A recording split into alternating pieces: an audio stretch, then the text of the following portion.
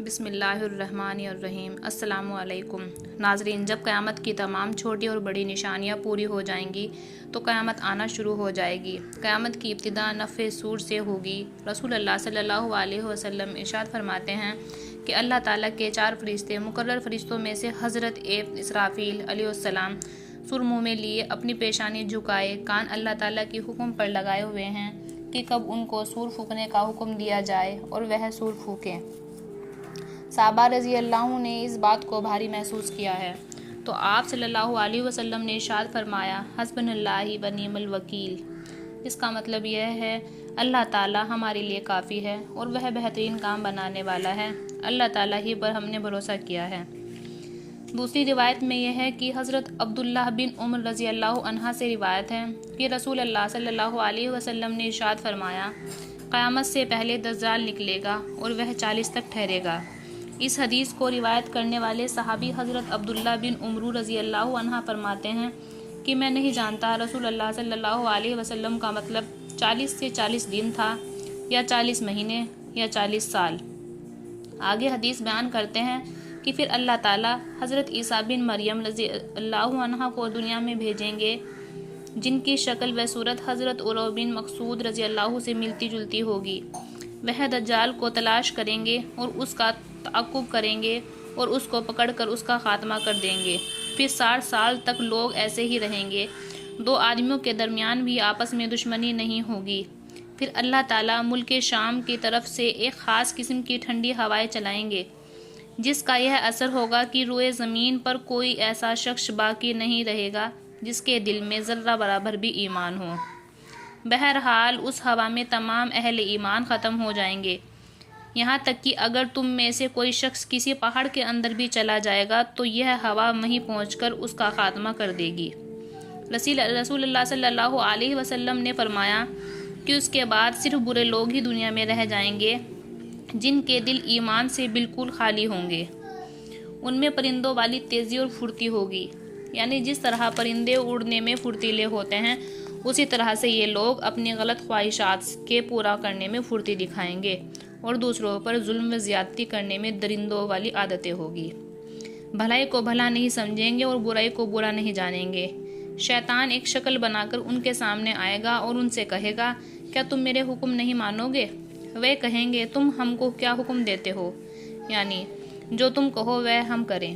تو شیطان انہیں بتوں کے پرستوں کا حکم دے گا اور وہ اس کے تکمیل کریں گے، اور اس وقت ان پر روزی کی فراہمی ہوگی اور ان کی زندگی بظاہر بڑی اچھی عیش و نشاط والی ہوگی۔ پھر سر پھونکا جائے گا، جو کوئی اس سر کی آواز کو سنے گا اس کی آواز کی دہشت اور خوف سے بے ہوش ہو جائے گا اور اس کی وجہ سے اس کا سر جسم پر آدھا قائم نہ رہ سکے گا، بلکہ اس کی گردن ادھر ادھر ڈھلک جائے گی۔ سب سے پہلے جو شخص سر کی آواز سنے گا اور جس پر سب سے پہلا اس کا اثر پڑے گا وہ ایک آدمی ہوگا جو اپنی اونٹ کے ہوج کو مٹی سے درست کر رہا ہوگا۔ وہ بے ہوش اور بے جان ہو کر گر جائے گا، یعنی مر جائے گا، اور اس کے دوسرے سب لوگ بھی اسی طرح بے جان ہو کر گر جائیں گے۔ پھر اللہ تعالیٰ ہلکی سی بارش برسائیں گے، ایسی جیسے کہ شبنم۔ اس کے اثر سے انسانوں کے جسموں میں جان پڑ جائے گی۔ پھر دوسری مرتبہ سر پھونکا جائے گا تو ایک دم سب کے سب کھڑے ہو جائیں گے اور چاروں طرف دیکھنے لگیں گے۔ پھر کہا جائے گا کہ لوگوں، اپنے رب کی طرف چلو، اور فرشتوں کو حکم ہوگا کہ انہیں حساب کے میدان میں کھڑا کرو، کیونکہ ان سے پوچھ تاچھ ہوگی اور ان کے اعمال کا حساب کتاب ہوگا۔ پھر حکم دیا جائے گا کہ ان میں دوزخیوں کا گروہ کو نکال دو۔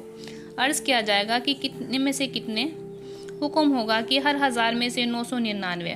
رسول اللہ صلی اللہ علیہ وسلم ارشاد فرماتے ہیں کہ یہ وہ دن ہوگا جو بچوں کو بوڑھا کر دے گا، یعنی اس روز کی سختی اور لمبائی کا تقاضا یہی ہوگا کہ وہ بچوں کو بوڑھا کر دے، نہیں تو حقیقت میں بچے بوڑھے نہ ہوں۔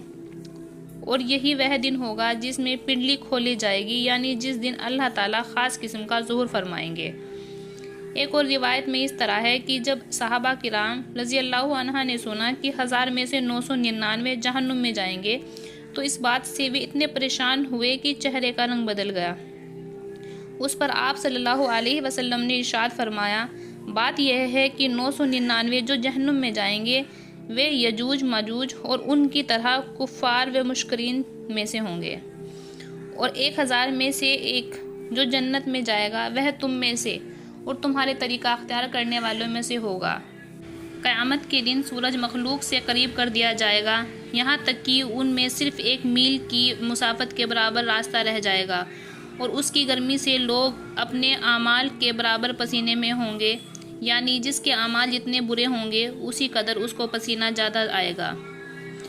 کچھ لوگ ایسے ہوں گے جن کا پسینہ ان کے ٹخنوں تک ہوگا، اور کچھ لوگ ایسے ہوں گے جن کا پسینہ ان کے گھٹنوں تک ہوگا، اور کچھ لوگوں کا ان کے کمر تک ہوگا، اور کچھ لوگ وہ ہوں گے جن کا پسینہ ان کے منہ تک پہنچ رہا ہوگا۔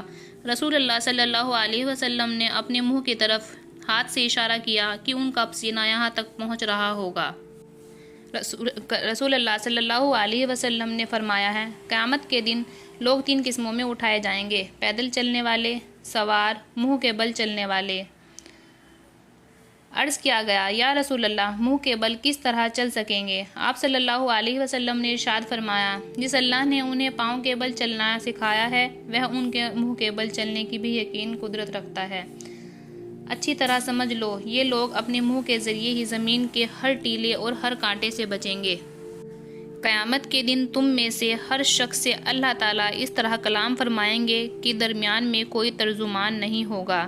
اس وقت بندہ بے بسی سے ادھر ادھر دیکھے گا، جب اپنی داہنی جانب دیکھے گا تو اپنے اعمال کے سوا کچھ نظر نہ آئے گا، جب اپنے بائیں جانب دیکھے گا تو اپنے اعمال کے علاوہ کچھ نظر نہیں آئے گا، اور جب اپنے سامنے دیکھے گا تو